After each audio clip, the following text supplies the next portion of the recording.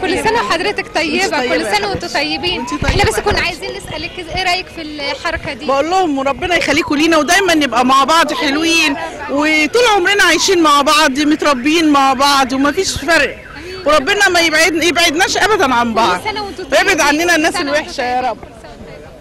كل سنة وانتم طيبة. طول عمرنا معاشرينكم وحاجة فل. أيوة. ولا حد فرق فينا ولا حد قال علينا حاجة وحشة.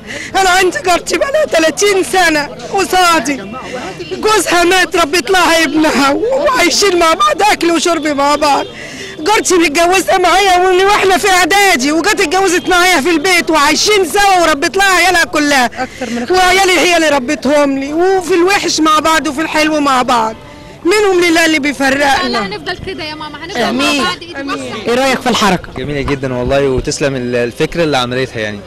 جميله جدا جميله جدا، الله اكبر. تحب تقول حاجه لاخواتنا المسيحيين؟ طبعا ما فيش فرق بيننا وبينهم يعني، بنتمنى ان احنا دايما نبقى واحد، مفيش فتنه بيننا، احنا دايما بنحب بعض وبنكره اللي يعمل فتنه بيننا. وبعدين مسلم ومسيحي واحد صح. ده هو عجبها جنب مني في كتفي، بندافع عن ارضنا وعن وطننا. هنعيش مع بعضينا جيران احباب.